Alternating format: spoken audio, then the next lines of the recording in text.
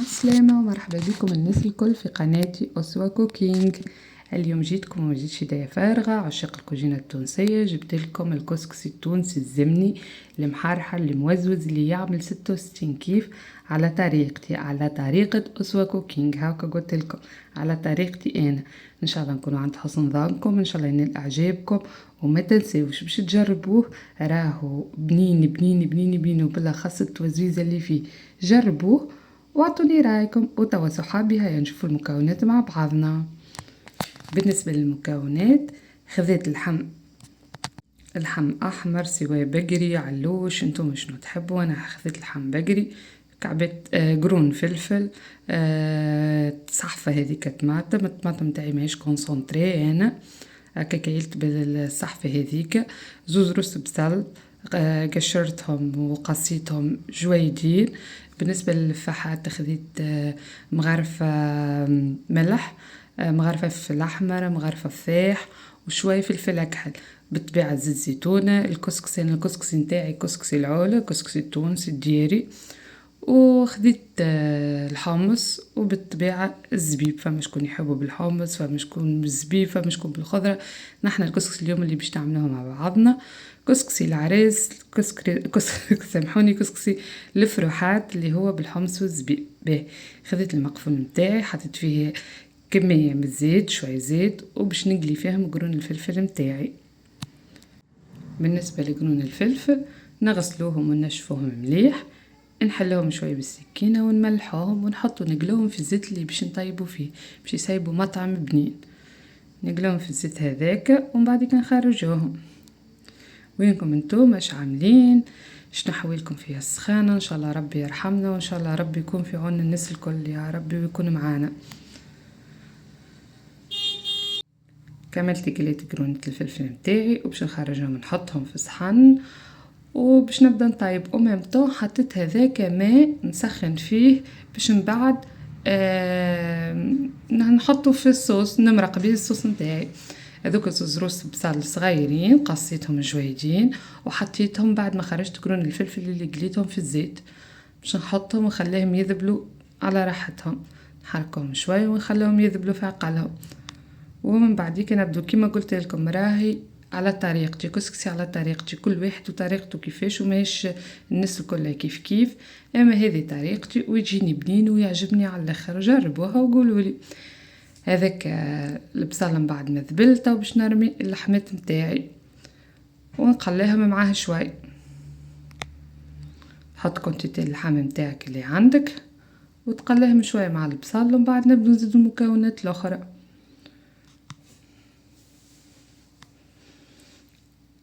نحرك البصل واللحم مع بعضهم باش ياخذ من المطعم نتاعو، ومن بعد نزيد المكونات نتاعي الاخرى.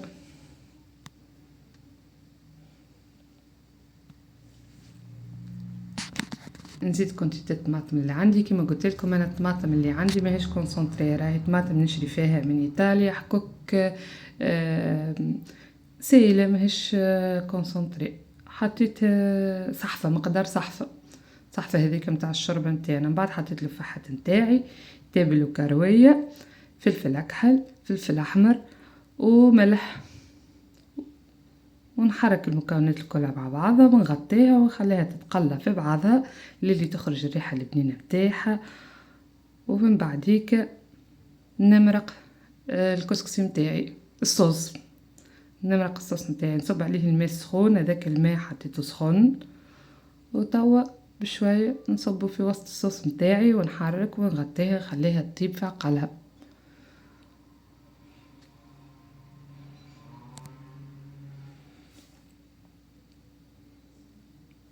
فيديو هبطته نهار السبت، اما هو مصور نهار الجمعة.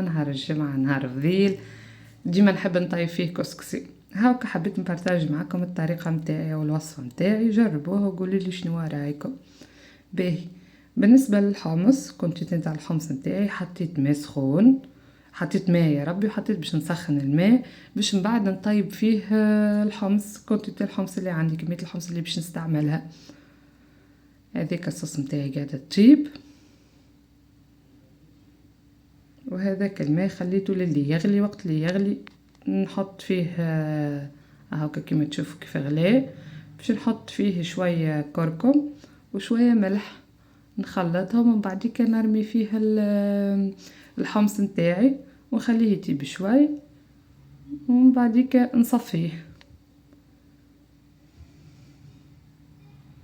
نخلي الحمص نتاعي يطيب في عقله ومن بعد نرجع نشوفه.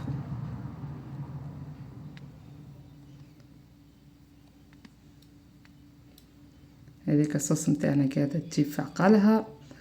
وهذا الكسكسي نتاعنا. الكسكسي بالنسبه لي انا راني نجيب معايا كسكسي من تونس، كسكسي العلا اللي نعملوه في الدار. والكسكسي نتاعي اليوم اللي باش نستعمله عندي الشمسي وعندي المفور، اما الكسكسي باش نستعمله اليوم اسهل لي كسكسي مفور. خذيت ماء، سخنت ماء ومن بعديك الماء هذاك نحطه فوق الكسكسي كما تشوفوا كيف هكاك، نصبه فوق الكسكسي ونهز الكسكسي ونفرغ منه الماء ومن بعديك كيف هكا كما تشوفوا خاطر نفور باش نعمله تفويره واحده. من بعد ما فرغت منه الماء وينه باش نغطيه بمنديله نظيفه ونخليه يرتاح في عقله ومن بعديك نحطه يتفور. نوريكم كيفاش خليته يرتاح شويه. من بعديك شديت حركته الكسكسي ذاك وحطيته في الكاسكيس في المقفول نتاعي وحطيته يفور، غطيته باش نخليه يفور شوي. وبعديك وقت نشوف اللي الفار نتاعو بدا يطلع باش نحي الغطاء كما تشوفوا كما هكا، نحي الغطاء نحطه عشيره ونخليه يفور هكاكا.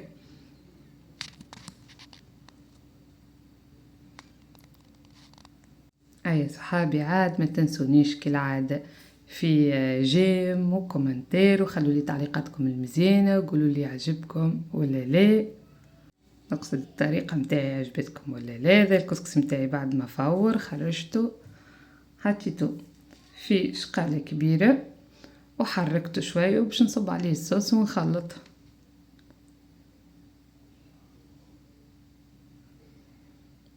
هذيك الصوص نتاعي باش نصبها باش نصفيها خاطر ما نحبش البصل اللي يجي مع الكسكسي، باش نصفيها مش كون يحط طول عادي. لا الحق نصفيه من البصل نخلي كان الصوص تهبط هذيك المرقه ذاك بركه يهبط ونخلط.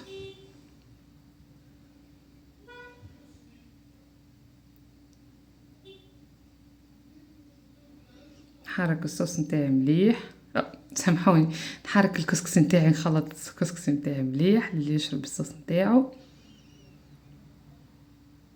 وعينكم يزينكم تشوفوا كي يبدا ناقص ديما هكا الصوص عندكم وديما زيدوا. باهي بنوتات ما تنسوش باش تفعلوا الجرس، تشتركوا في قناه نواشا كوكينج اسوا كوكينج وتخلوا لنا تعليقاتكم، تقولوا لنا شنو نحبوا نعملوا لكم وصفات اخرى. انا بطبيعتي كي نبدا باش نطيب حاجه هكا وتعجبني نقول خبرتاجي طريقتي معاكم. راهي الطريقه تختلف من واحد لواحد، كل واحد كيفاش يطيب. ديما نقول الكوجينه راهي ما فيهاش قاعده، كل واحد كيفاش يعملها وكل واحد وتجيبنينا نفس الكوجينه نفس وديات الحق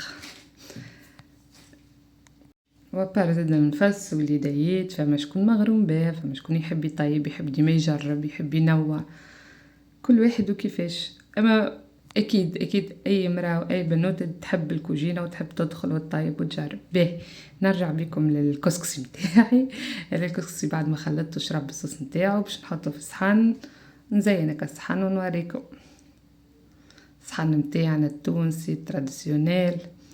حتى وين نمشي لاي بلاصه اي متغرب اي واحد ديما تلقى عنده الصحن هذوم تاع تونس، ديما يشم عليهم ريحه البلاد بالاخص في رمضان ليله 27 ليله النص في وين طيبوا الكسكسي نجبدو نستعملوهم.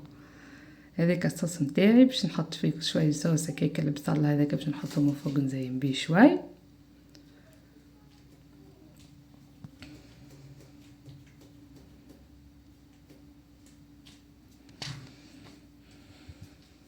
نحطوا اللحم، كل واحد يزين بالطريقه اللي تعجبه وباللي متوفر عنده. ديما راهو اي حاجه متوفر عندكم طيبوا. مرات تبدا بقرن فلفل وكعب طماطم تعمل طنجره ما شاء الله وما بنها ومحلاه. نحطوا قرن فلفل نتاعنا اللي قليناه، نحطوا كعبه العظام نزينوا بيهم ونحطوا الزبيب والحمص. بالنسبه للزبيب راني غسلته مليح بالماء سخون وحطيت فورته شويه فوق الماء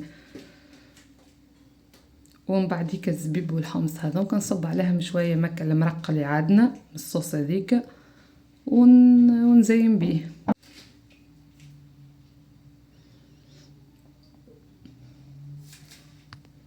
فما شكون يحب يزيد بطاطا زايده، كل واحد شي يحب. اما كيما نعملوه في العروسات نعملوه كيما هكا، يعني كان زبيب وحمص والحم. وبالطبيعة قراين الفلفل البنين اللي يسيب المطعم البنين متاعو، بالاخص كي يبدا موزوز. هذا صحايل متاعنا، ان شاء الله يكون عجبكم، ان شاء الله كنا عند حسن ظنكم. ما تنساوش باش تجربوه وتخلولنا رايكم. جربوا طريقتي وخلولي تعليقاتكم. ما تنساوش باش تفعلوا الجرس. وتوا معليا كان نقولكم تشاو تشاو.